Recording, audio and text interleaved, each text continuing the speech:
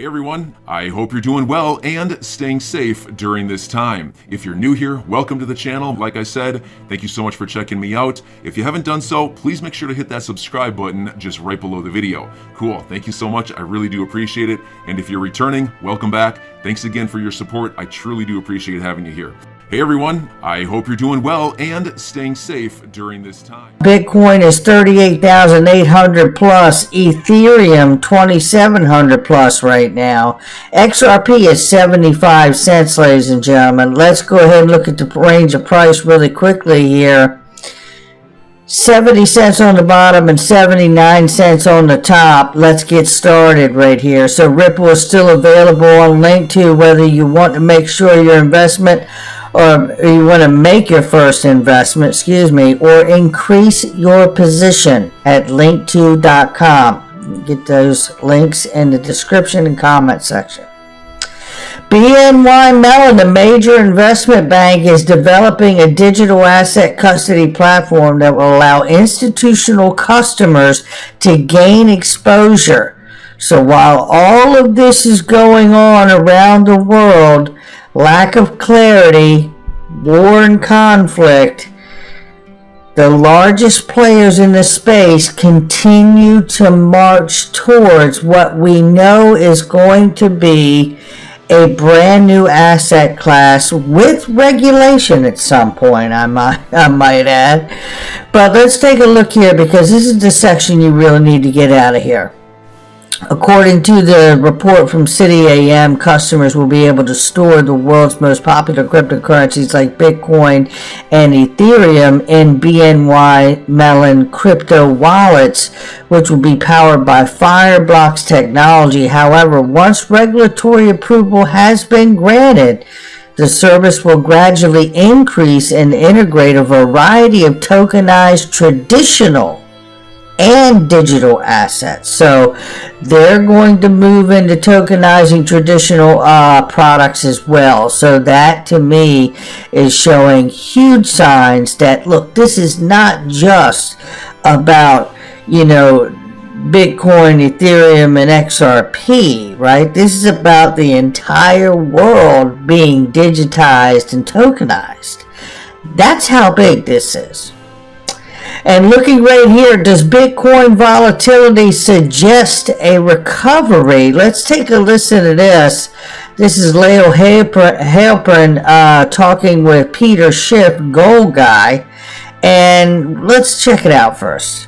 Follow you on Twitter. I've been seeing what you've been saying, and if you look at the last 5 years, gold is actually up only around 39%. It's not really done anything, whereas Bitcoin is up 3,200%. Perhaps we live in this highly new era and a new time where my generation, millennials, actually do see value in something which is digital rather than something which is tangible. Well, all young generations make mistakes. Bitcoin has crashed many times over the last 5 years. It's just come back every time. It comes back pretty strong. We got to leave it there. But it doesn't always come back, Charles. One time it's going to crash and never come back. All right, let's leave it there. And that's where you have it right there. Now, what I want to add to that is first of all, Bitcoin's technology. So I think it will be here, right? It will certainly be here and not go away. I do believe that. However, I do want to remind everybody out here that the European Union Parliament may be looking, they are looking to ban Bitcoin and proof of work mining in the European Union. That's around 27 countries. Now we know China's already done it. And they're moving, as I reported yesterday, to make cryptocurrency transactions illegal. So, this is going to force everybody bottleneck into some kind of central bank digital currency like the digital yuan there, right? Or a stable coin if it's allowed. You know, you can see the motion of what's happening. What we don't yet know is that the European Union will follow through fully in the steps of China and do it. And then if they do it, you have to wonder if the United States does it. It doesn't mean you can't buy and hold Bitcoin. It just means you can't go in and out to a merchant or service by using that cryptocurrency. You'll be forced to go through either an approved stable coin or a central bank digital currency. This is something we have been talking about on this channel for a long time, and we will follow this very closely to see what happens. And you know I like gold, so need I say more about that, as much as I like XRP. EU is analyzing Russia ban from SWIFT payment system. Now, what's interesting about this is, number one, why wasn't Russia ejected from SWIFT bank system already? Yeah, this is what Charles Gasparino's been asking, as well as many other people. Well, take a look at why. Because they talk about the damage that could be done to Europe and all of the people that they're trading oil with, because apparently Russia is like the third biggest oil producer in the world. But take a look at this piece of this article here. By politicizing SWIFT, you give incentive for others to develop alternatives. A senior fellow of the Atlantic Council and former Treasury official told the Associated Press. Goes on to say, a ban also risks interrupting exports of Russia's oil and gas resources, placing further strain on the energy market when oil is already trading near $100 a barrel. Further impacts to international trade and imports could hurt the economies of other nations. People are dying, right? And some analysts warn Russia could try to use cryptocurrencies as an alternative to SWIFT, exacerbating regulatory concerns in the process. Now, there's been people in crypto Twitter that have told us we're not allowed to talk about the fact that crypto has become a real narrative at obfuscating SWIFT's messaging system for Russia. I've shown you evidence that Russia has put out press releases that they have already built and done deals with their new financial system with China, 30-year deal to use the euro over fuel through China and Russia deals instead of the dollar.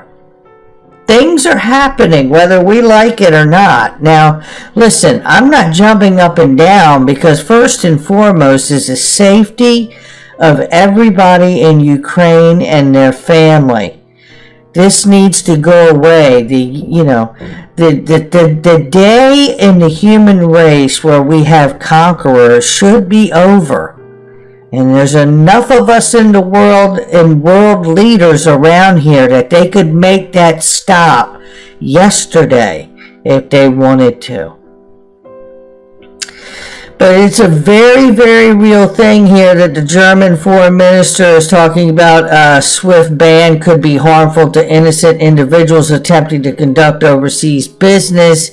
A number of countries are hesitant since it is a serious consequence for themselves, said the Dutch prime minister. But we go on here, because now Christine Lagarde calls for crypto regulation, and there's even more evidence that we were right to begin with to understand that beyond the narrative of war itself, a very, very real narrative now jumping up is cryptocurrency regulations, because Russia could possibly use digital assets to evade economic sanctions.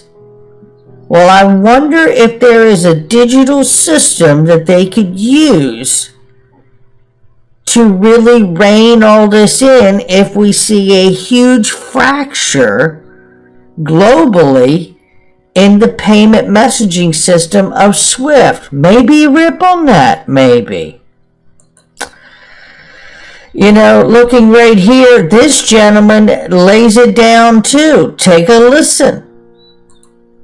Russia, China, Iran, and many other countries don't like the domination the United States has over the SWIFT system, and it really is only a matter of time before there are multiple systems. Bitcoin is already functioning to a degree like that. So this would be a very dangerous step because it would accelerate the end of the SWIFT monopoly. And how about that? Now, that's not a crypto guy talking about that. That is actually a political analyst telling you about the now he doesn't realize Bitcoin is slow, and he don't think he realizes that Bitcoin's not as anonymous as people once thought it was, right? Because it could obviously be tracked. But the reality here is there is a huge narrative now calling for something to be able to serve to bring this fractured world back together, because these economies are all connected. And we see that there are other countries right now worried about themselves other than the safety of others. Let's change gears. This is powerful, powerful news, and shout out to Jason Foster and his team at Empower Oversight. SEC releases emails to Empower Oversight in crypto conflict lawsuit. Still searching for more. 1,000+ emails were released to Empower Oversight. I've looked through the majority of them very quickly, and I didn't see anything very direct at this point, but is, as John Deaton says here, the emails that we have received from the efforts of Jason Foster at Empower Oversight are narrowly focused. What we have so far is a very small portion of relevant documents. It's only emails between Hinman and Berger and any address with a Simpson Thacker email.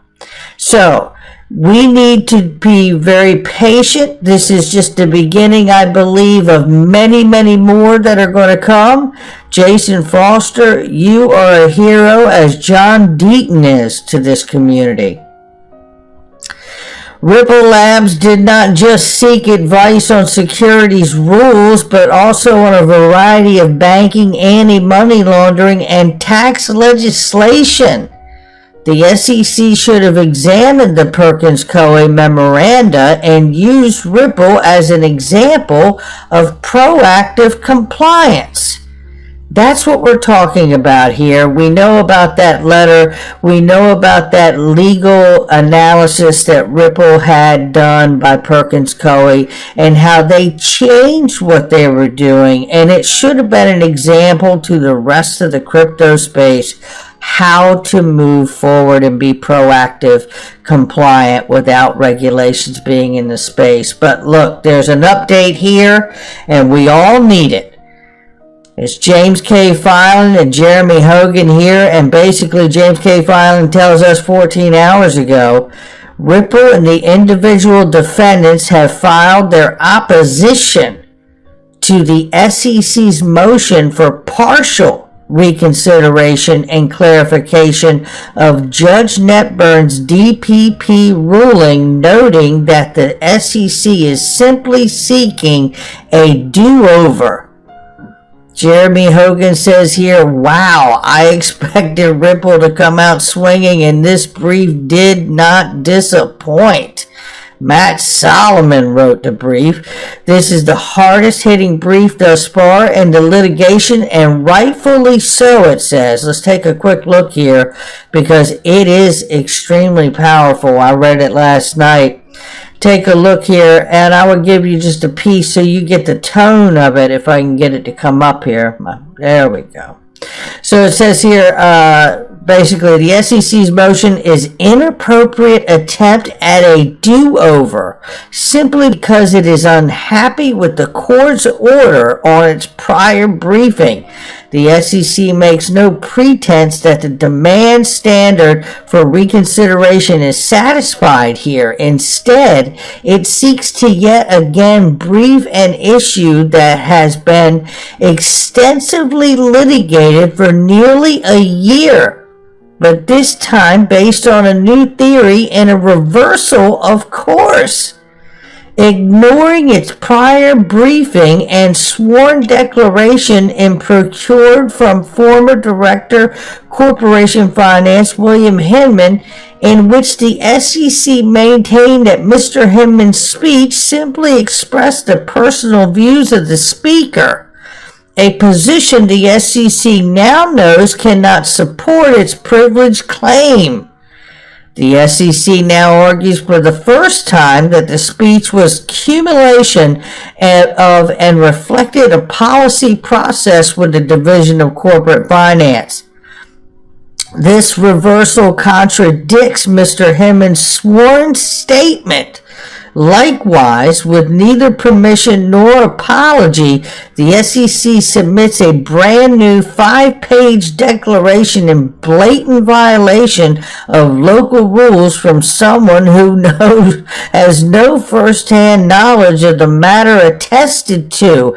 It goes on in a scathing way and showing like William Hinman's testimony as answers in support of everything here. Matthew Solomon was on fire. Bam, boom, bam, bam, boom, da. I'm your guy. I will keep you posted. I'm your advocate. I'll be back on a daily basis, usually multiple times per day, with these videos to keep you updated with everything going on. So, I hope you enjoyed the video. If you haven't done so, make sure to hit that subscribe button. Feel free to share any of my videos with your friends, family, social media, or anybody who may care to listen. Thanks so much for your continued support. I'm always here for you. I want to help you through this time. So thank you so much for continuing to choose me. Enjoy your day, stay safe, and I'll catch you again probably in a couple hours. Thanks, everybody. See you later.